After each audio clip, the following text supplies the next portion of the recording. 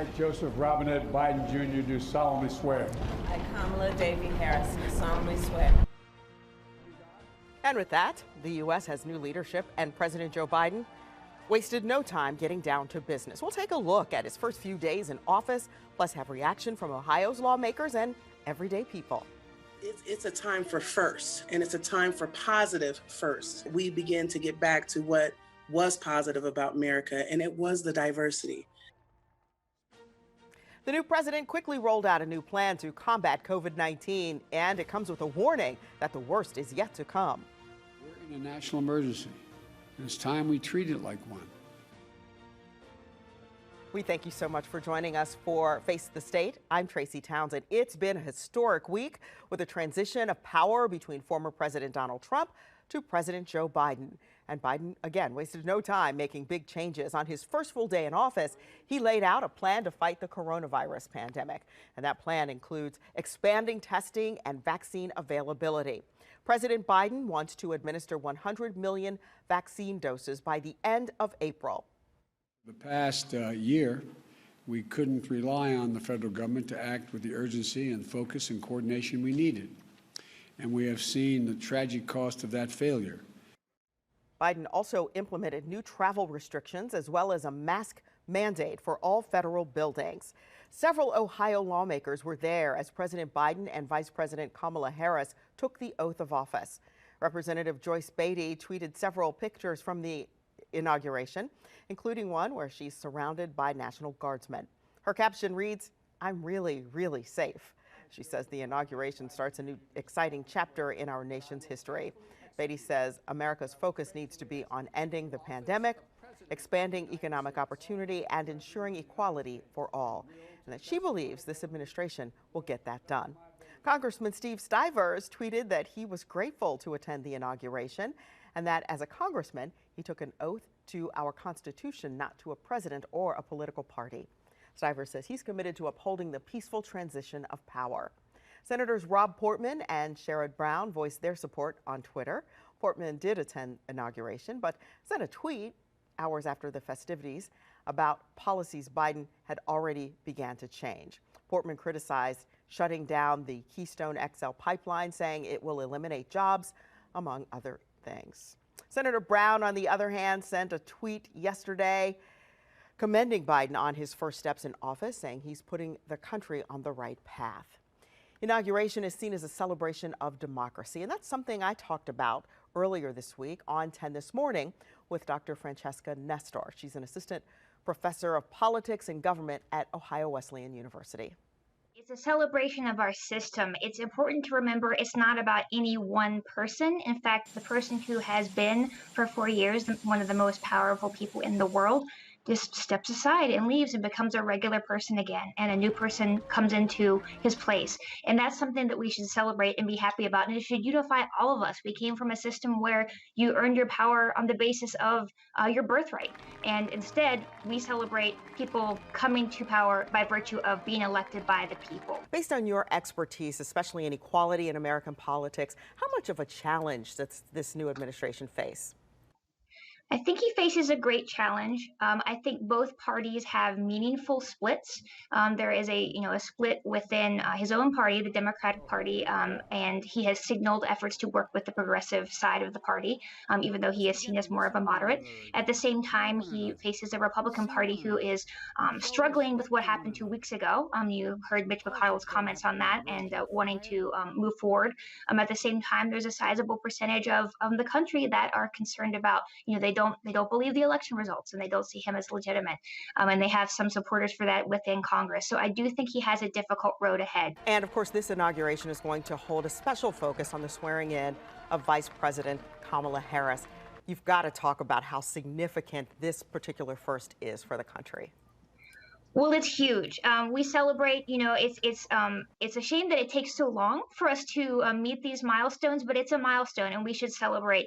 And she's using Thurgood Marshall's Bible to be sworn in on, one of her 2 Bibles that she's being sworn in on. Yeah, it's a powerful statement for, even though there were forces that wanted to move us toward white supremacy just 2 weeks ago, today we see that we are still bending our arc of justice in the right direction. So it's a very positive, very a special moment. No matter how you voted, there's no ignoring this administration marks many firsts. Kamala Harris is the first woman of color to be elected as vice president. President Joe Biden is now the oldest president and the second Catholic as commander-in-chief. 10 TV's Angela Reiger talked with Ohioans about the historic change in leadership. This land is your land. This land is my land. It's a time for first, and it's a time for positive first. Tears filling my eyes knowing that I was watching something so monumental and historic. I, Joseph Robinette Biden Jr., do solemnly swear. I, Kamala Davy Harris, do solemnly swear. All of my excuses were eliminated in that moment. Like, I can do anything.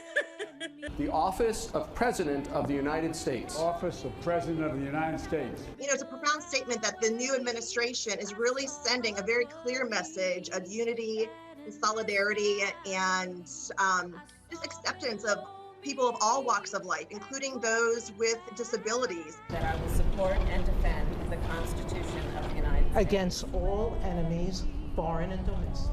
For me, I think it is even a bigger a moment of pride because I know that Kamala Harris's roots are also Indian.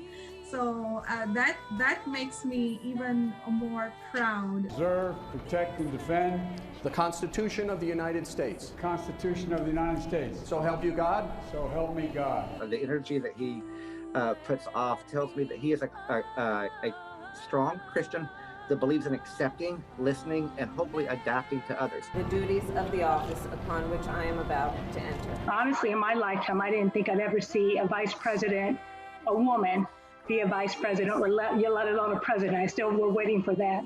But she's standing on the shoulders of so many other people of all walks of life. Bajo Dios indivisible con libertad y justicia para todos. Especially for the immigrants here in America, it's going to be a great change. Congratulations, Mr. President. I don't think that any young person now looking to see what could lie ahead could think, oh, it can never be me. No, it can be you, but you've got to put forth the word. And that was Angela Reiger putting that report together. Before the inauguration ceremony, former President Donald Trump left the White House and went to Florida. The 45th president was greeted by supporters once he arrived. He then headed to his Mar-a-Lago Club Resort in Palm Beach. And before boarding Air Force One, he gave a farewell speech at Joint Base Andrews in Maryland, saying, quote, "We will be back in some form." Trump wished the new administration good luck and success. 2 Ohioans are behind bars on federal charges related to Capitol riots.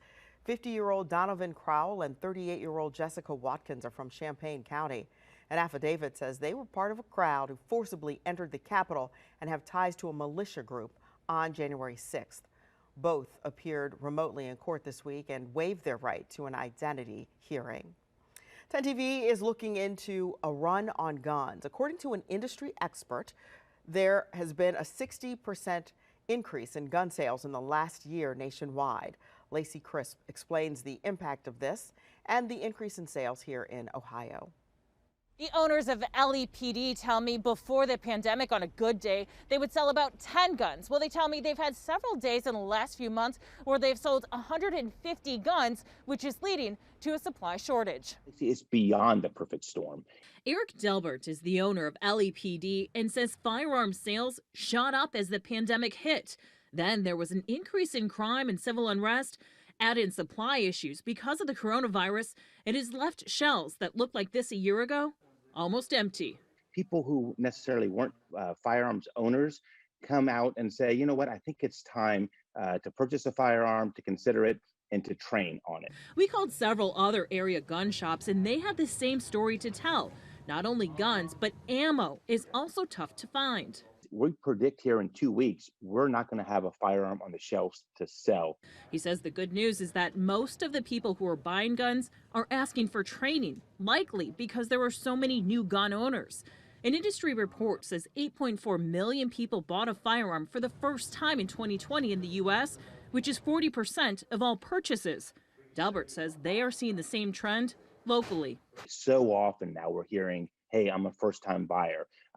We estimated last year it probably accounted for 60–70% of the sales.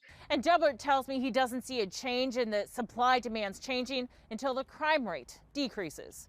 In Columbus, Lacey Crisp, 10 TV News. Columbus Mayor Andrew Ginther is calling for change. Up next, the city's plan to spend millions on new body cameras to hold officers accountable.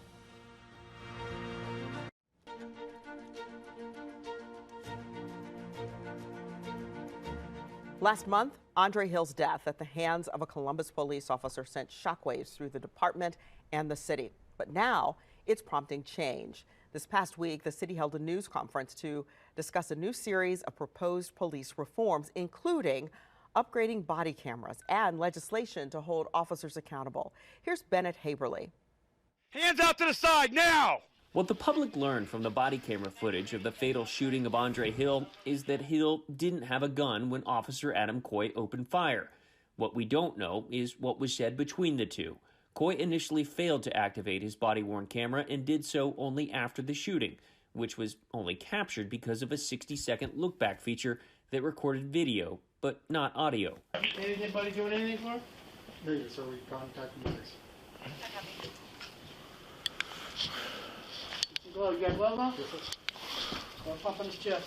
We also learned through the footage that at least 12 minutes go by before any Columbus police officer rendered aid to Hill, and they only did so after the urging of a superior officer. Proposed changes announced Thursday would address both of these issues.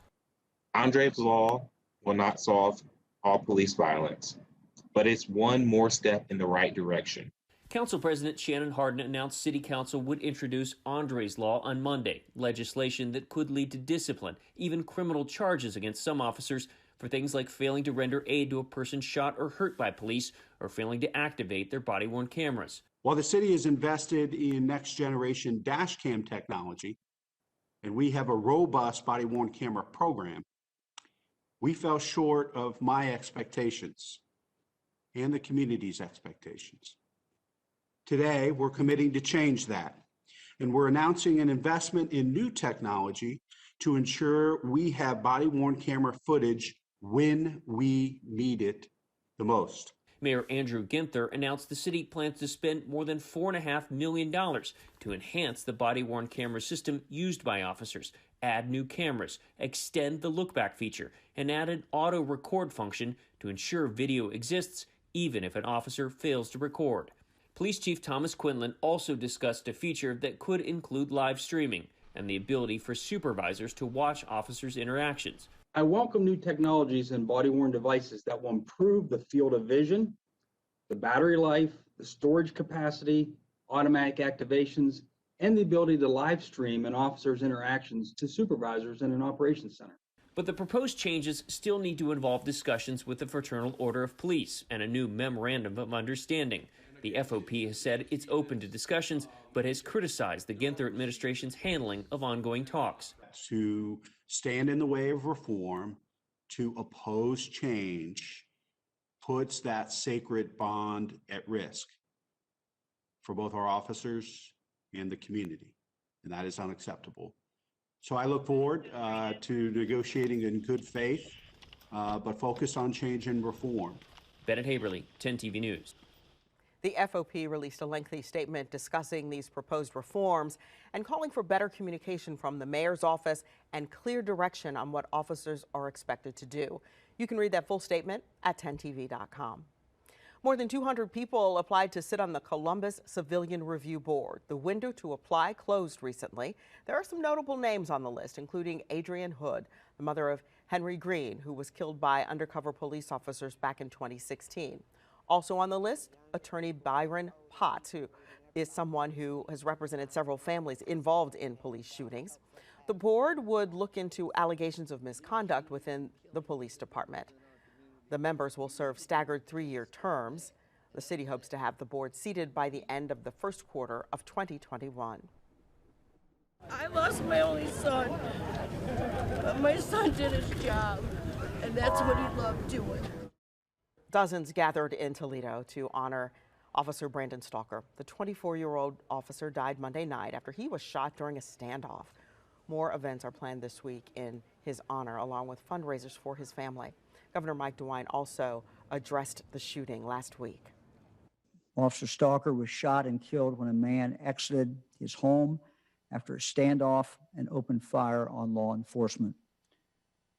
The officer, just 24 years of age, joined the Toledo Police Department in 2018.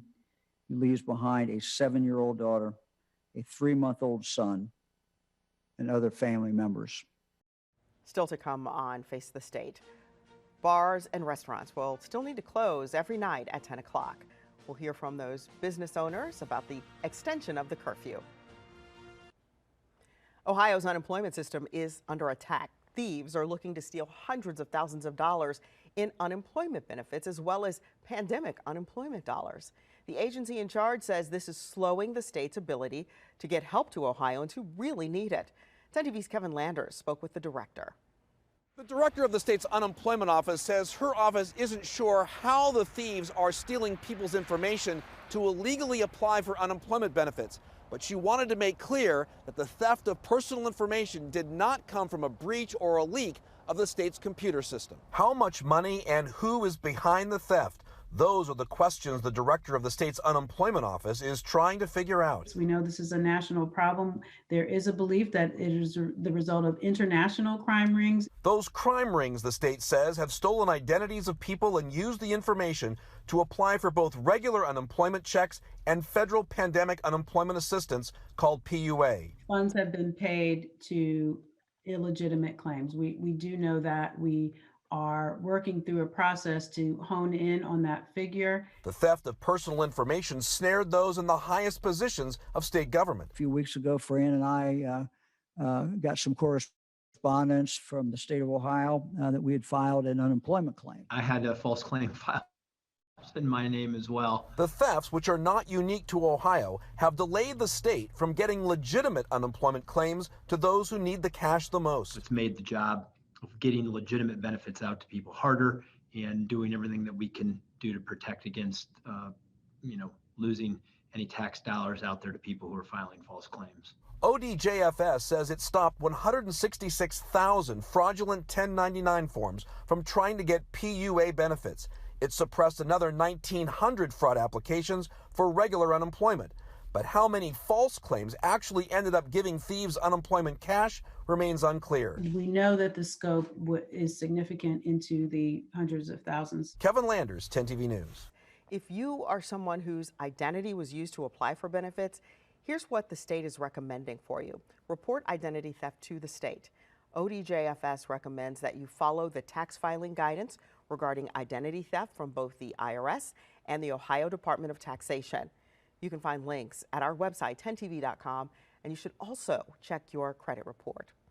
Ohio's curfew is not going away. Ohio Governor Mike DeWine said the cases of COVID-19 are still too high, and that means businesses across the state must continue to close every night at 10 o'clock.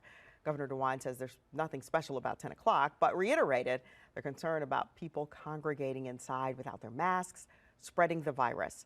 10 TV's Richard Solomon talked with business owners impacted by this change. We've pretty much spoken with bar and restaurant owners throughout this entire pandemic, and they say right now this isn't good news or news that they want to hear, but you simply have to expect the unexpected.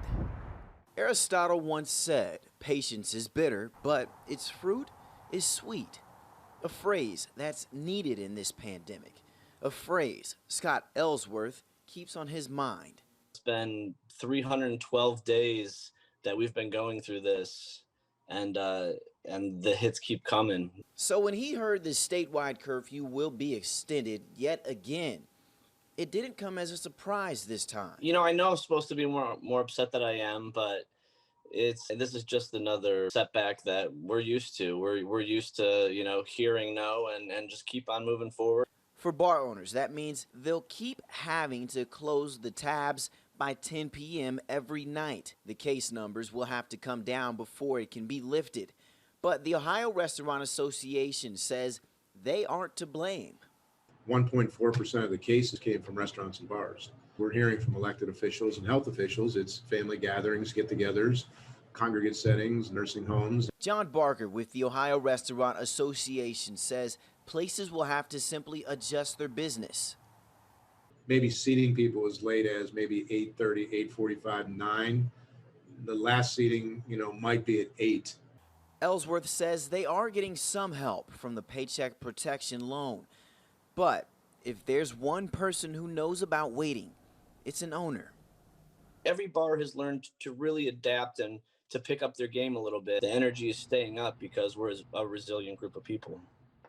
Now, Governor DeWine says the next step could be pushing the curfew back till 11 p.m., but he says we're not there yet. Reporting in the short north, Richard Solomon, 10 TV News. The Ohio Department of Health says a vaccine provider possibly mishandled nearly 900 doses of the Moderna vaccine. ODH says Specialty RX was given 1,500 vaccines to vaccinate 8 long-term care facilities before the new year. However, ODH says 890 doses were not used and were stored at temperatures not suitable for the vaccine. They are not allowed to administer or transfer any of the affected doses until next steps are given. Now to some positive news from the Ohio State University Wexner Medical Center about hospital stays. 10 TV's Brittany Bailey has the details. OSU Wexner Medical Center is in the middle of this fight against the coronavirus pandemic, from research to clinical studies and the Center to Stop COVID. It's about having a brilliant team of faculty, physicians, and researchers who can translate their findings into innovative patient care. And the medical center is also on the front lines of the vaccine rollout with shots at the shot. Certainly the state is doing its best to dispense vaccine. We do get shipments of vaccine, and we are doing our part to get those vaccines shots in the arms of patients, which is really the beginning of creating the immunity everybody needs to overcome the pandemic. This comes as we see COVID-19 hospital stays in our region on a downward trend. For the 4th day in a row, hospitalizations in Zone 2 are below 800. In December, they were topping 1,200. The number of COVID-positive inmates in the hospital is at its lowest level as well. And with the new administration could come new urgency in vaccine rollout. President Joe Biden has a goal of getting 100 million more Americans vaccinated in the first 100 days of his presidency. That would go a long way to create herd immunity. Herd immunity is when enough of a population is immune to this COVID-19 vaccine such that it can't spread in the population. And stopping that spread is even more critical with the new virus variants, even more contagious. Brittany Bailey, 10 TV News. The Ohio State University Wexner Medical Center will be vaccinating people at the Schottenstein Center as we move through the older adult population. And a reminder that right now we are still working in that 80-plus group. If you'd like to make an appointment, you can call the number on your screen. Thank you all so much for being here with us today. Remember, if it affects you, your family, and Ohio, we're here to make sure those accountable face the state.